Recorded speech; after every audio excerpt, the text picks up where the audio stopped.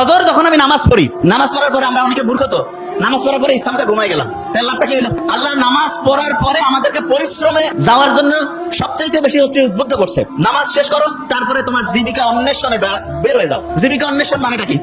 Student যারা, সে কি টাকা ইনকাম করবে? নো, তার প্রথম কাজ কি? পড়াশোনা করা।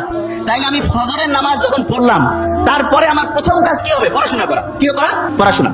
পড়াশোনার ক্ষেত্রে সবচেয়ে ভালো বুদ্ধি যেটা, সেটা হচ্ছে আগে কোরআন পড়ে নিব। যেমন প্রফেসর মুখতার আহমেদ স্যার বলছেন, আমি তো শুনে খুব মজা লাগলো আজকে, যে আবু হুরায়রা রাদিয়াল্লাহু তাআলা আনহুর যে খেয়াল থাকতো না, তখন মুহাম্মদ সাল্লাল্লাহু আলাইহি ওয়াসাল্লামকে এসে বলল যে আমার তো খেয়াল থাকে না। মুহাম্মদ সাল্লাল্লাহু আলাইহি ওয়াসাল্লাম কি করলেন? তার শরীর থেকে চাদরটা খুলে নিলেন, বলল যে এটা মাটিতে বেছাও। এরপর মুহাম্মদ সাল্লাল্লাহু আলাইহি ওয়াসাল্লাম একটু সেখানে দোয়া পড়ে একটা ফু দিলেন, বা ওনার হচ্ছে লালার থেকে কিছু জিনিস দিলেন। এরপরে ওই চাদরটা গুটা বললেন শরীরে রাখো। এরপরে ওই আবু হুরায়রা কি বললো? যা আমি পড়ি তাই আমার খেয়াল থাকে। ঠিক আছে, আবু হুরায়রা খেয়াল থাকতো না, তার মানে মানুষের মুহাম্মদ সাল্লাল্লাহু আলাইহি ওয়াসাল্লামের এই যে অসাধারণ একটা মানে বরকতের পূর্ণ অসাধারণ একটা হচ্ছে যে দোয়ার বরকতে তার স্মরণ শক্তিটা অন্য লেভেলে চলে গেছে না?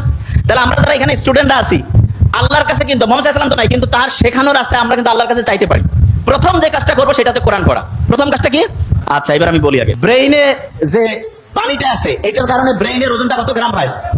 50 গ্রাম। আচ্ছা, এবার শুনুন, সকালে উঠে কোরআন শরীফ পড়ে যদি আমি বই পড়ি, লাভটা কি সেটাকে বুঝতে হবে। কোরআন শরীফ যখন আমি পড়বো, নিউ ইয়র্ক টাইমস এর নাম শুনছি আমরা। নিউ ইয়র্ক টাইমস একটা খুব বড় রকমের হচ্ছে পত্রিকা, সেখানে একটা আর্টিকেল ছাপানো হয়েছে এরকম, যে ব্রেইনটা এমন একটা অবস্থা আছে যে অবস্থায় পৌঁছলে পড়ে 1 ঘন্টায় 5 থেকে 10 ঘন্টার পড়া যায়। 1 ঘন্টায়, এই যে লাস্ট বেঞ্চ, ওই যে লাস্ট বেঞ্চ, 1 ঘন্টায় 5 থেকে 10 ঘন্টার পড়া যায় 1 ঘন্টায়। এবং সেই অবস্থাটা তার একটা নাম দিয়েছে। কি নাম? Flow state. কি নাম?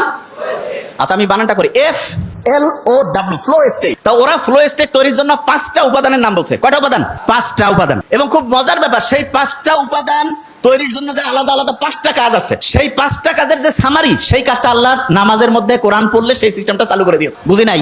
একজনকে বললাম যে ভাই তুমি ABCDE 5টা ওষুধ খাবা আলাদা আলাদা, আর একজনকে বললাম যে ভাই তোমার 5টা ওষুধ আলাদা খাওয়া লাগবে না, জাস্ট একটা ছোট্ট ট্যাবলেট আছে, সেটার মধ্যে 5টার সব কানেকশন আছে। কোনটা বেশি দামি হইলো?